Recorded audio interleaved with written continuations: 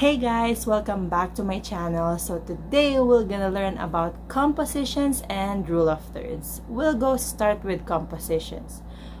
What is composition?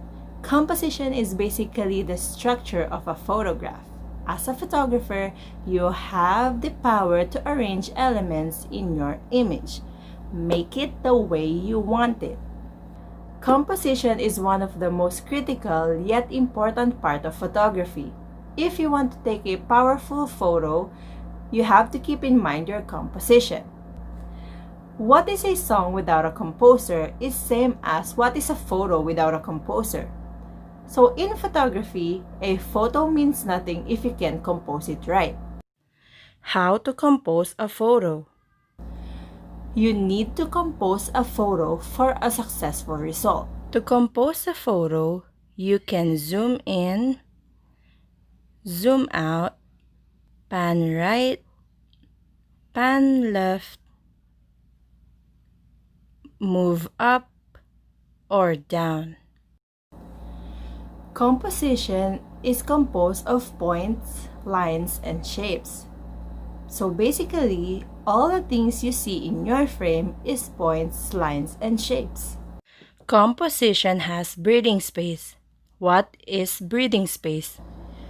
Breathing space is basically the space of all your subject. It is the space between your subject and the edge of a photo, and spaces between multiple subjects. If you don't give the space they deserve, then it is gonna be hard to say that your composition is effective. Let's treat your subject as humans.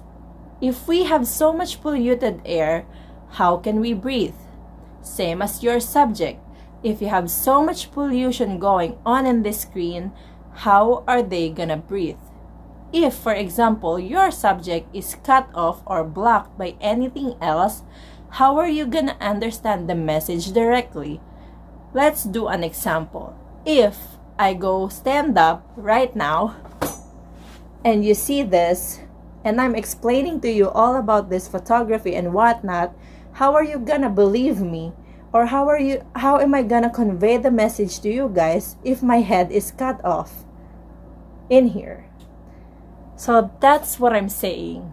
It's gonna be effective and it's gonna be more sharp and all that if you can see my face and I'm saying it right straight to you. So that is what breathing space is all about. There are no exact formula for this one. It is just you and your creativity. Composition can be intentional. Nothing in your photo should happen by accident. Everything has a reason for existing. You have to keep that in mind all the time. Like, ask yourself, is this necessary in my frame? Why is it in my frame? Does this help build the message I'm trying to convey? If the answers to your questions are all no, then I guess you should take it out of your frame. Big or small, if it doesn't help you in any way, remove it to avoid chaotic photo. Composition has positive and negative space. What is positive and negative space?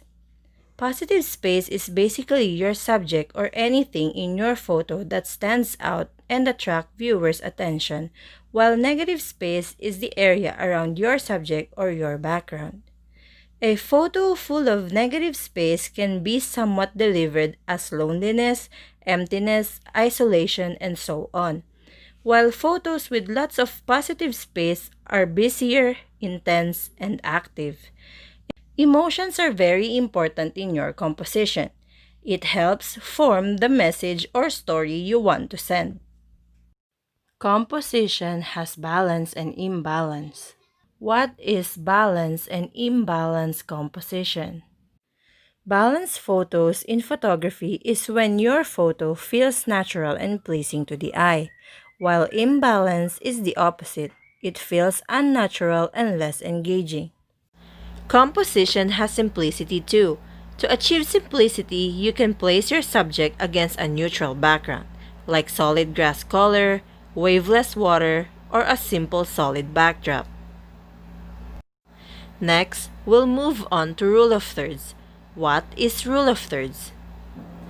Rule of thirds is one of the most important part of photography. It also happens to be the easiest way to improve your skill and capture visually appealing photos. Most experienced photographer will know exactly how to create or compose their photos. Wouldn't it be nice if you could do the same? We're gonna take a closer look at rule of thirds and how you can take concept that will help you know your subject, put it into great considerations so you can make a visually appealing and interesting photos. Rule of thirds helps capture the subject of a photo in a way that's pleasing to look at. The easiest way for me to do this is to visualize a grid in your frame. This grid breaks your image into 9 equal parts. Within this grid, you'll notice the lines that intersect at 4 distinct points. Those are your points of interest, meaning you have to put your subject in one of those points to get a visually appealing photo. To make it simpler, avoid putting your subject in the center box because it has been suggested that most of our eyes are naturally drawn to one of the points of interest. I know you guys are wondering if you can break rule of thirds. My answer is yes, you can break rule of thirds because rule of thirds is not an actual rule, so you can always break rule of thirds for the sake of creativity. That's all I have for you today. If you want to learn more about photography, make sure to hit the bell button so you get notified whenever I post. If you have comments or suggestions, feel free to comment it down below and I will answer it on the next video. See ya! Peace!